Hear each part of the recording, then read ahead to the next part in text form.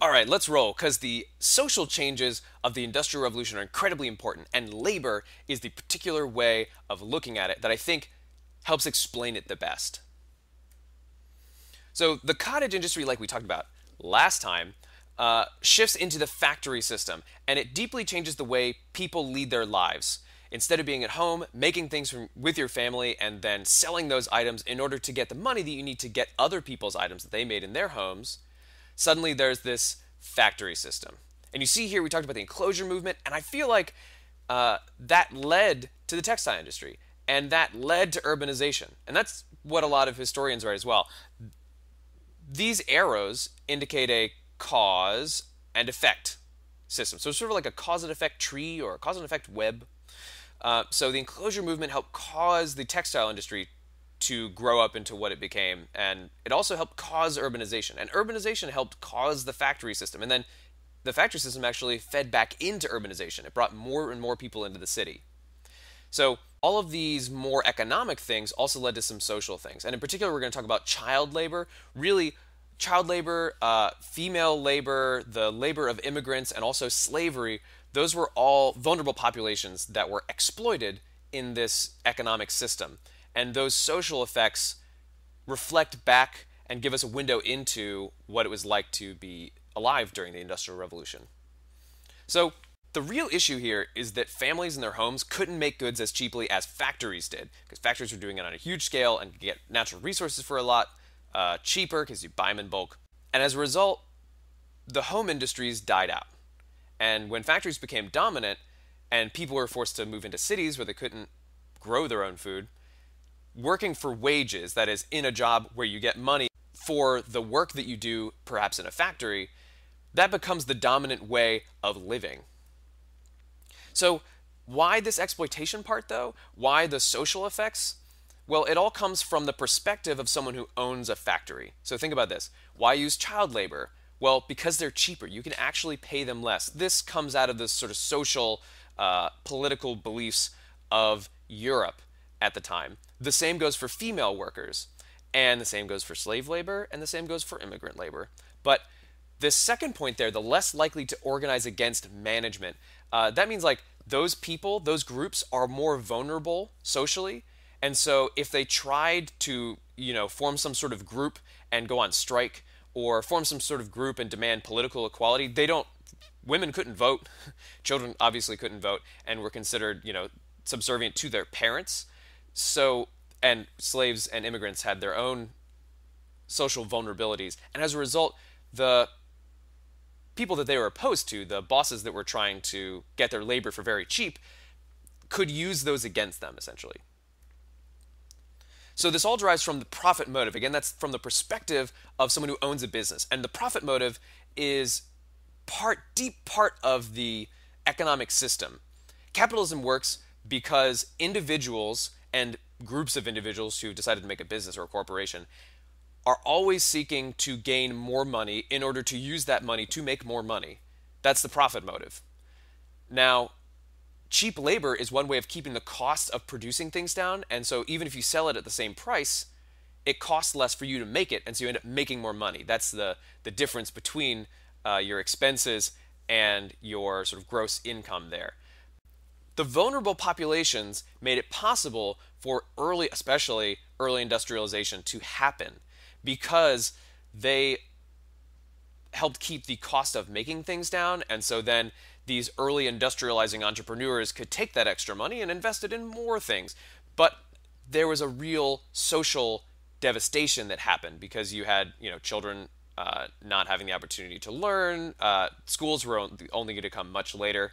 But again, it's not because these people who own businesses are evil, but because making a lot of money is in their interest and it's in the economic system. And in fact, there were whole ways of looking at it morally where it's moral to make more money. So even if you're doing things that might not be great to people, it's still okay. It sort of evens out. Also, the low wages of those vulnerable populations helped keep the sort of stereotypical male workers' wages low because as a boss, you could just say, well, male worker who's demanding a higher wage, I'm just going to hire someone cheaper, like that immigrant over there. Or perhaps I'll have that slave owner hire his slave out to me to do this job. But there's this other side to it too in the profit motive, the paternalism. And pater comes from the Latin father, so it's like fatherism, paternalism, fatherism. And that meant the business owners were actually trying to improve the lot of their workers as long as it didn't get in the way of them making money. And a great example of when improving the lives of their workers and making money went hand in hand, and that's company towns. So how do you get thousands of workers to move to a place where no one lives when you need to start a business there? Well, if you invest a lot of your money in building a town for them to come and live in, it certainly helps. And it also helps you keep them in debt, but we'll get to that. So in the mountains of West Virginia, this is a picture of actually, there was a lot of coal and a lot of iron, and that was critical at the beginning of the Industrial Revolution and very lucrative, as in could make a lot of money. So companies would build whole towns, bring lots of people in to live in those towns, and employ them in their businesses. But because you lived in the town, you were always sort of under the watch and care, this paternalistic, this fatheristic way, by the companies. So company stores are an important way in which the bosses kept control of their workers within these company towns. Now, the stores were a way of bringing a lot of goods that these sometimes thousands of new workers needed into one place that could all come get it, and it seems like a convenience thing. And also you could kind of control what you sell there. Maybe make sure that your workers are getting some good nutrition and not getting addicted to things like alcohol. But unfortunately, the profit motive inserted itself here too. And the companies did a couple of things that actually moved to exploit the workers rather than help them in these company stores. First, they did end up offering things like tobacco and alcohol, things with addictive properties, which, in addiction, you're willing to put up more of your money towards the thing that you are addicted to. Then they took credit, company credit, which was called scrip. And basically you were drawing against your future wages, so it would be taken out of your future paychecks. And often just the prices for basic goods in these stores were pretty inflated from what you would normally pay. And as a worker, you might not have a lot of extra money. You did not have a lot of extra money to go and spend in stores that weren't owned by the company. And so drawing against your future wages was one of the only ways to feed your family. And so you'd end up in debt to the company. You were also paying the rent on the house that you owned, so you'd be in even more debt. Now that's where a pretty famous song comes out of, and I'm going to let you listen to that a little bit here. People have requested this for a long time. Tell me if you think I pulled it off. Some people say a man is made out of mud. A poor man's made out of muscle and blood. Muscle and blood and skin and bones. A mind that's weak and a back that's strong. You load 16 tons. What do you get? Another day older and deeper in debt. St. Peter, don't you call me, 'cause I can't go. I hold my soul to the company store. I was born one morning when the sun didn't shine. I picked up my shovel and I walked to the mine. I loaded 16 tons of number 9 coal, and the store boss said, well, bless my soul, you load 16 tons. What do you get? Another day older and deeper in debt. St. Peter, don't you call me, 'cause I can't go. I owe my soul to the company store. And that was the incomparable Tay with his rendition of 16 Tons. Tay, by the way, of Chocolate Rain fame. And he's also a fantastic YouTuber who is all over that video hosting website. And you can find the link to his profile down in the description. So, did I say slavery earlier? Yes. Some might even say slavery is one of the causes of the Industrial Revolution, because slavery, cotton in the United States, fed into the textile industry, making all that cotton into thread and then making it into shirts and junk. And that drove industrialization. It gave people enough profits to invest in other businesses. But also industry worked against slavery because in the urbanization and the change from human labor to machine labor took a lot of the jobs previously done by hand. So the British outlawed slavery in 1833 and Americans in 1865. So the negative social effects caused pushback, and that's great, because it was the people, the massive laborers, pushing back against the social effects not of any individual business owner necessarily, but of the system itself.